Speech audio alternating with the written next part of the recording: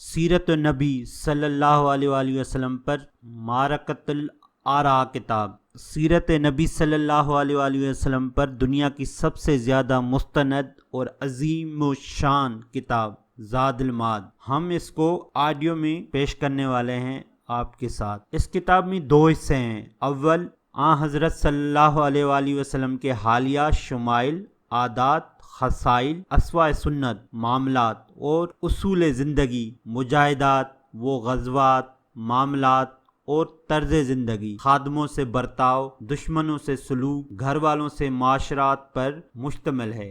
دوئم، یہ حصہ مشتمل ہے رحمت للعالمین صلی اللہ علیہ وآلہ وسلم کے غزوات، مجاہدات، معاملات دینی اور دنیاوی، آپ صلی اللہ علیہ وآلہ وسلم کے اسوائے مبارک اور سنت طیبہ، نیز حالات و سمائے اور معاملات، نبی صلی اللہ علیہ وآلہ وسلم کی روشنی میں بہت ہی اہم نکات و مسائل فقہی پر۔ اس کتاب کے مصنف ہیں علامہ حافظ ابی عبداللہ محمد ابن قیم۔ اردو ترجمہ رئیس احمد جعفری، آفتاب رسالت صلی اللہ علیہ وآلہ وسلم، چودھری محمد اقبال سلیم گاندری۔ علامہ ابن القیم کی زاد المعاد اہل علم، اہل دل اور اہل نظر اصحاب کے حلقوں میں ہمیشہ سے محبوب اور پسندیدہ رہی ہے۔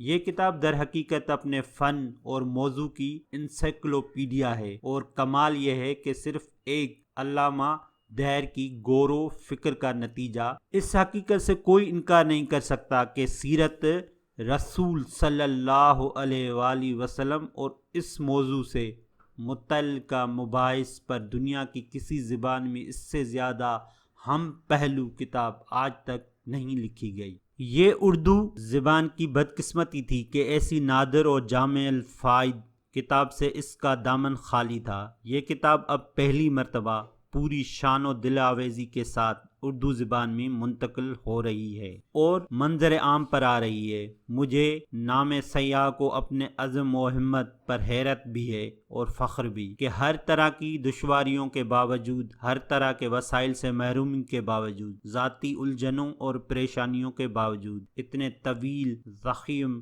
اور مفصل کتاب کی طبع و اشاعت کا سر و سامان میں نے باہم پہنچا لیا۔ یہ صرف خدا کا کرم ہے کہ وہ اپنے بندوں کو جس طرح نوازے۔ میں بازار ادب میں ایک عرصے سے موجود ہوں۔ میں نے کیا چھاپا، ناول اور افسانے بھی، ادب بھی اور لٹریچر بھی، تاریخ بھی، داستان بھی، تحقیق و تنقید بھی، سماعے اور سفر نامے بھی، لیکن اپنے موضوعات میں اس کتاب سے یہ امید رکھتا ہوں کہ یہ میرے لیے زاد المعاد یعنی توشائے آخرت ثابت ہوگی۔ اس کتاب کے طبع و اشاعت میں کئی مرحلوں سے مجھے گزرنا پڑا۔ سب سے بڑا مسئلہ مترجم کا انتخاب تھا۔ کافی غور و فکر کے بعد میرے نظر انتخاب مولانا سید رئیس احمد جعفری پر جا کر رک گئی، اور مجھے مسرت کی انہوں نے میری استدعا قبول فرمائی، اور ان کے قلم سے کئی کتابوں کے تراجم منظر عام پر آ چکے ہیں۔ سیرت امام احمد بن حنبل، آثار امام شافعی، آثار امام محمد، امام ابو یوسف، سیرت امام ابن تیمیہ، سیرت امام ابو حنیفہ اور تاریخ خوارج وغیرہ۔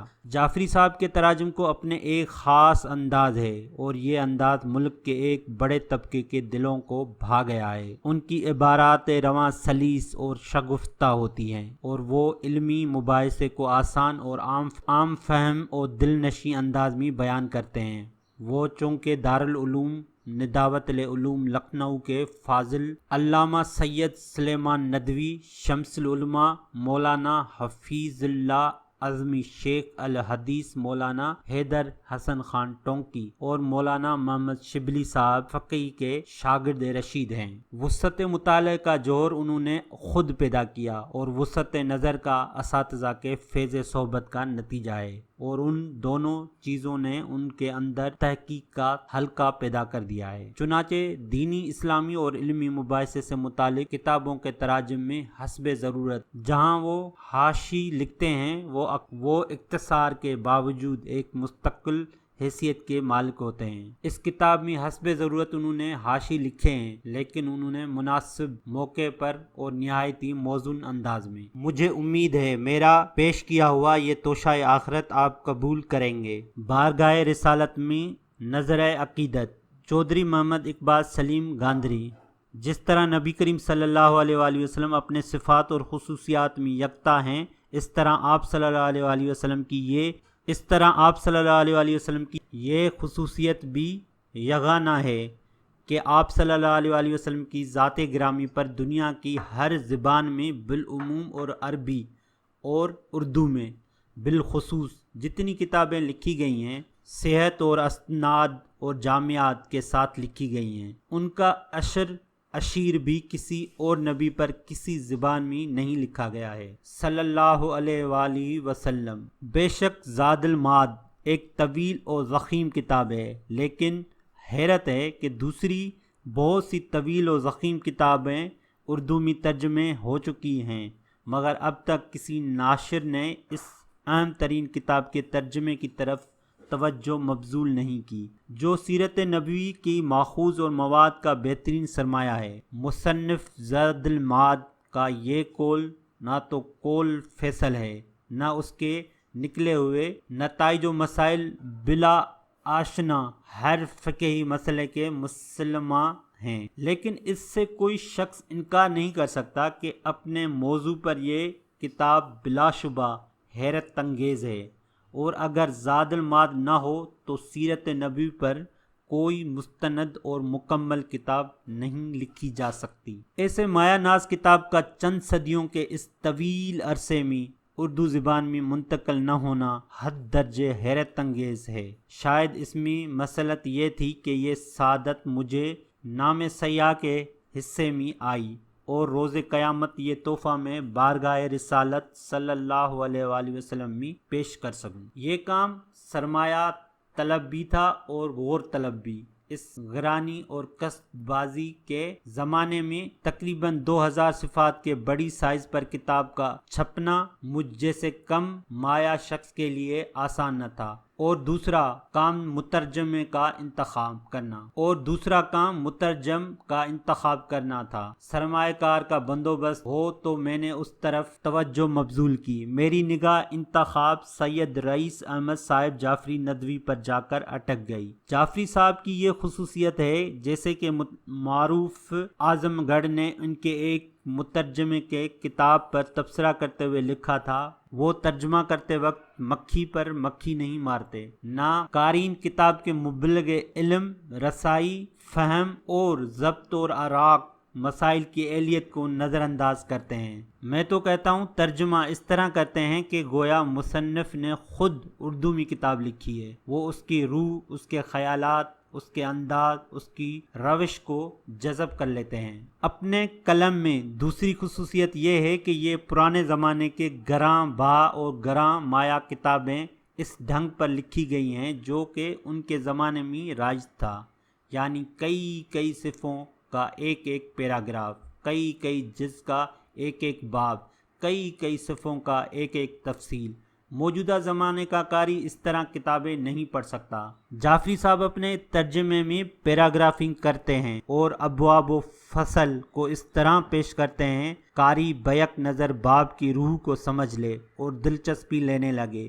چنانچہ میں نے یہ کار اہم ان کے سپرد کیا اور الحمدللہ کہ انہوں نے حسب دل خواہ اسے انجام دیا۔ اس دنیا میں کم ہیں جو پارسائی کا دعویٰ کر سکیں، اور مجھ جیسا گناہ گار جب اپنے نام اعمال پر نظر ڈالتا ہے تو عرق خجلت سے آب و آب ہو جاتا ہے، لیکن اپنے صحیح کے بارے میں مجھے امید ہے کہ بارگاہ رسالت میں مقبول ہوگی اور یہ خاطی و آسی رحمت و شفاعت سے نوازا جا سکے گا کہ شفیع المذنبین رحمت للعالمین اور خاتم المرسلین صلی اللہ علیہ وآلہ وسلم کے ذات گرامی بقول مولانا محمد علی، کیوں کر نہ فدا ایسے نبی پر ہوں جو فرمائے اچھے تو سبھی کے ہیں برے میرے لیے نقد و نظر۔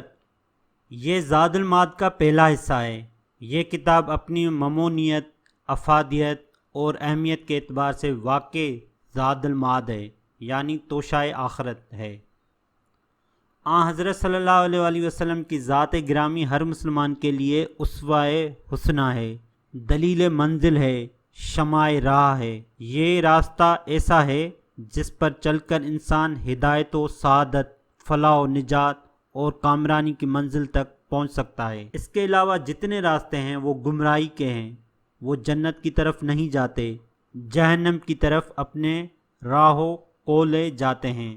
اقبال نے سچ ہی تو کہا ہے، بے مصطفیٰ بے رساں خواہش رکا دی ہم اوست، اگر بے اور نہ رسیدی تمام بو بھی است۔ اسلام کی تعلیمات صاف اور سادہ ہیں، ان میں سے کسی طرح کی پیچیدگی ہے نہ اغلاق، ہر شخص سمجھ سکتا ہے، ہر شخص برت سکتا ہے، ہر شخص ان پر عامل ہو سکتا ہے، اور اسلام کی ان تعلیمات و ہدایت کا مکمل نمونہ حضرت صلی اللہ علیہ وآلہ وسلم کی ذات گرامی تھی۔ لہٰذا جب تک اسوہ حسنہ ہمارے سامنے نہ ہو اس وقت تک نہ ہم اسلام کو سمجھ سکتے ہیں، نہ ہی صحیح طور پر اس پر عمل کر سکتے ہیں۔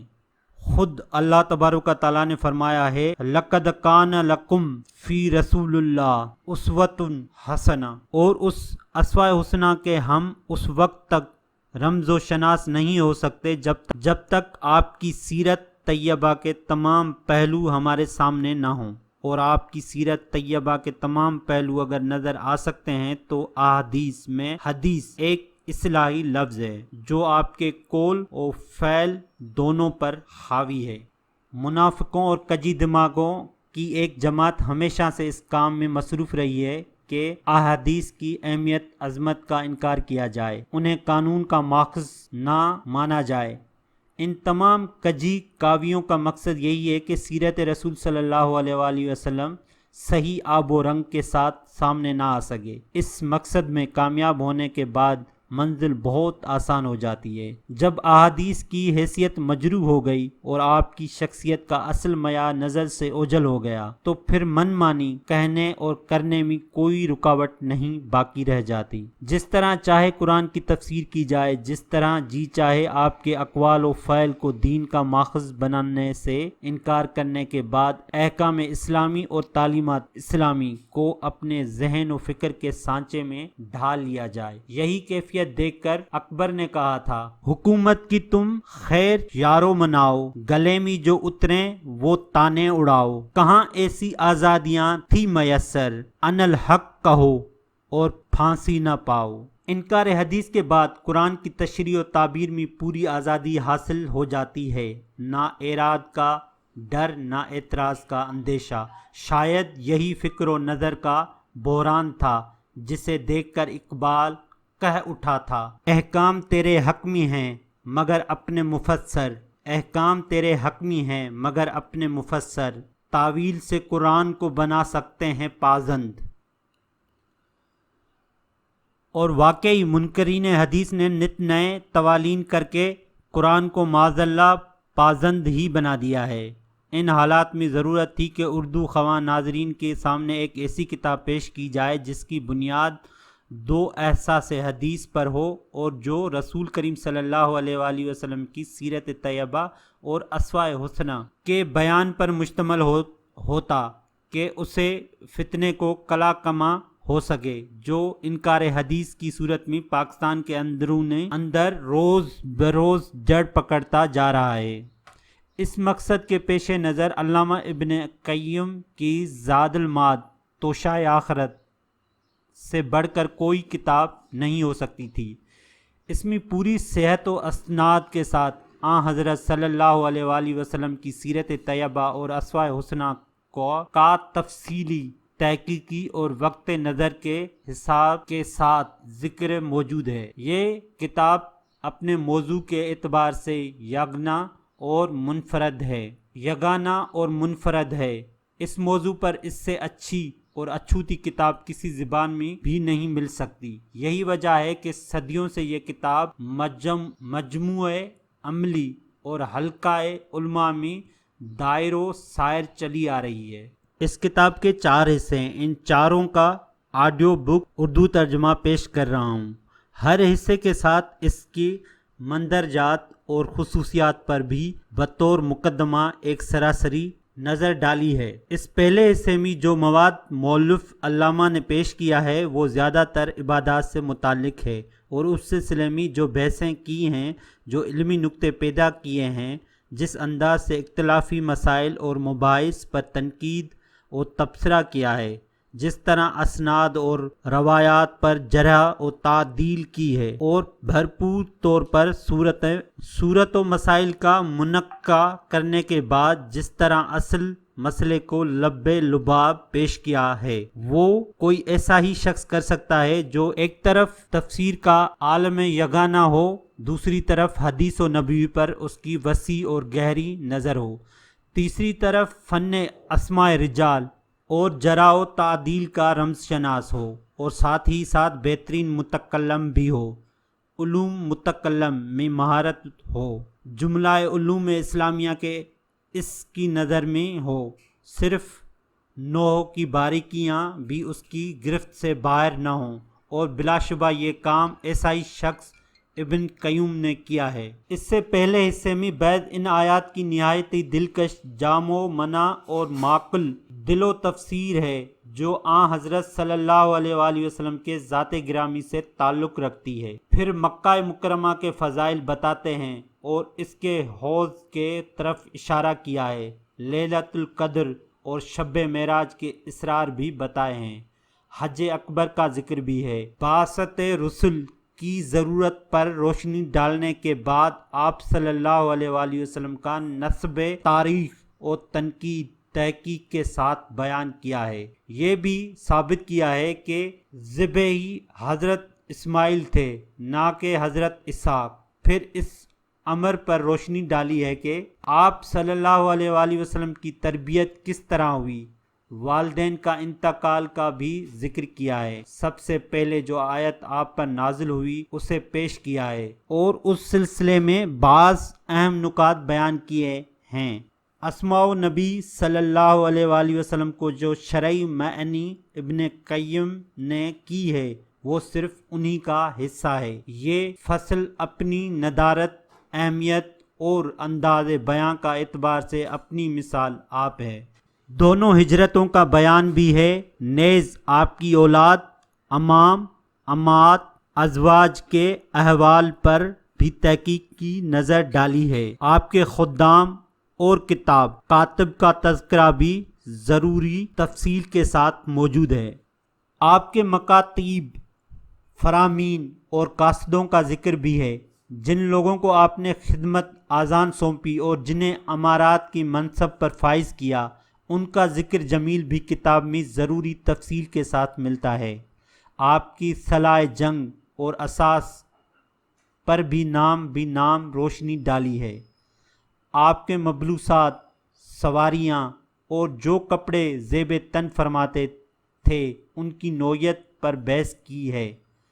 یہ بتایا ہے کہ آپ کے آداب تام کیا تھے، آپ نے کتنے نکاح کیے، آپ کا اہل خانہ کے ساتھ آپ کا سلوک اور برتاؤ کیا تھا، آپ کس طرح سوتے تھے، کیوں کر جاگتے تھے، آپ کے آداب رکوب کیا تھے، خرید و فروخت کا اصول اور طریقہ کیا تھا، روزمرہ کی زندگی کا منہاج اور اسلوب کیا تھا، آپ چلتے کس طرح تھے، بیٹھتے کس طرح تھے، ٹیک کس طرح لگاتے تھے، قضاء حاجت کس طرح جاتے تھے، آپ بات کس طرح کرتے تھے، سکوت کا کیا رنگ تھا، آپ ہنستے کس طرح تھے، اور گریہ کے وقت آپ کا کیا حال ہوتا تھا، آپ کا خطبہ دینے کا انداز کیا تھا۔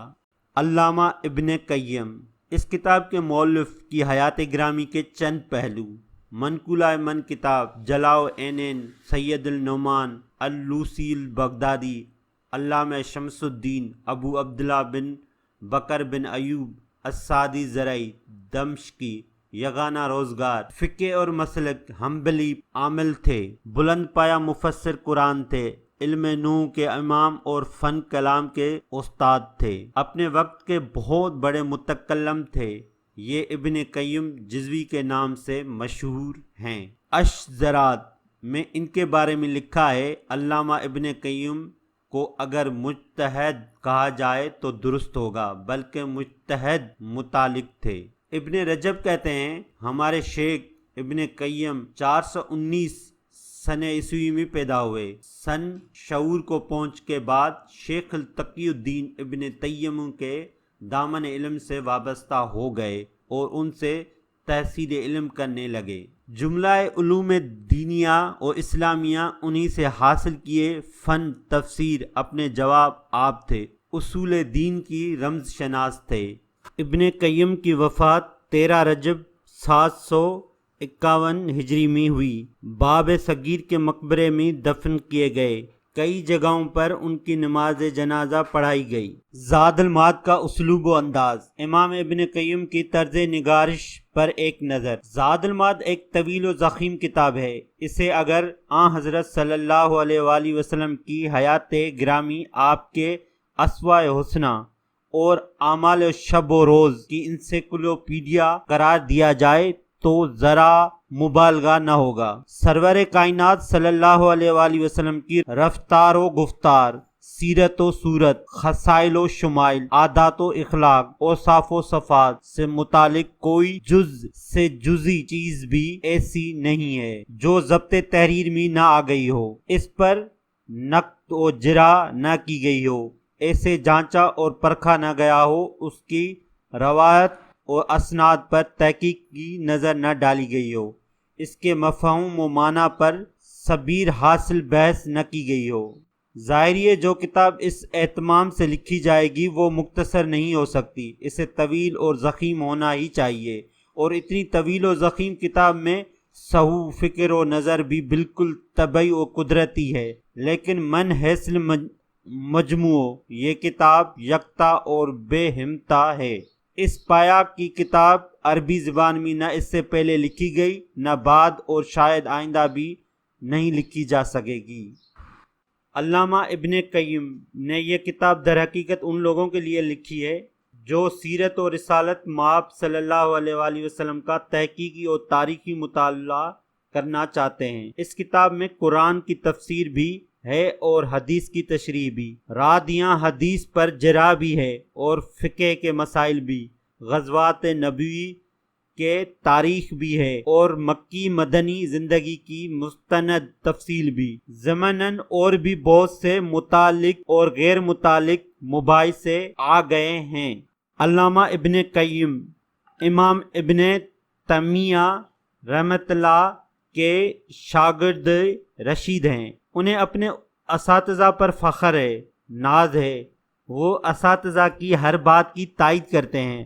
بعض مختلف فقہی مسائل کا تذکرہ کرنے کے بعد کہیں ایسا بھی کیا ہے کہ امام ابن تیمیہ کا قول یا مسلک بیان کر دیا ہے اور اسے حرف آخر اور قول فیصل قرار دے کر گفتگو ختم کر دی ہے۔ اساتذہ کی ذات گرامی سے سعادت مند شاگرد کا یہ والہانہ ربط اور تعلق بڑی دلچسپ اور سبق آموز چیز ہے، لیکن تحقیق کے نقطہ نظر سے یہ بات ذرا کھٹکتی بھی ہے۔ امام ابن تیمیہ کا مسلک مستعد مسائل میں جمہور علماء و ائمہ اسلام سے مختلف ہے۔ ایسے مواقع پر ابن قیم نے اساتذہ کا ساتھ دیا ہے، اس میں کوئی شبہ نہیں ہے۔ علامہ ابن قیم کی شخصیت مجموعہ بحر ہے۔ وہ علوم عقلی و نفلی میں یکساں کمال رکھتے ہیں اور اپنے مداح بغیر کسی جھجک کے پورے زور و شور کے ساتھ بیان کرتے ہیں، اور کوئی شبہ نہیں ان کے دلائل میں زور بھی ہے، وزن بھی ہے اور قوت بھی۔ اپنے نقطۂ نظر سے اختلاف رکھنے والوں کے لیے وہ سخت و درست الفاظ بھی استعمال کر جاتے ہیں، گویا یہ چیز اس زمانے میں جو ابن قیم کا عہد تھا عام تھی، اور بحث و مناظرے میں متعارف فریقین ایک دوسرے کے فکر و نظر کے ساتھ مصالحت برتنے کے قائل نہ تھے۔ علمی اور دینی مسائل میں جہاں اس کی ضرورت ہوتی ہے کہ صورت مسائل پورے طور پر منقع کر دیے جائے، دلائل میں کسی طرح کا جھول نہ ہو، ہر نقطہ نظر کی وضاحت کر دی جائے، اسناد، روایات اور روایت کی بارے میں پوری تحقیق اور تفتیش کی جائے، اور کسی کے ساتھ نہ رعایت کی جائے اور نہ کسی کا ہدف انتقام بنایا جائے۔ وہاں اس کی ضرورت بھی ہوتی ہے کہ اپنے مفہوم اور مقصد کو ایسی عبارت، ایسے الفاظ اور ایسے انداز میں پیش کیا جائے کہ وہ عام فہم ہو، اس کے سمجھنے اور اس کے تہہ تک پہنچنے میں کسی طرح کی دشواری پیش نہ آئے۔ بلا شبہ زاد المعاد میں علامہ ابن قیم نے اس بات کا پورا لحاظ رکھا ہے۔ سید رئیس احمد جعفری ندوی۔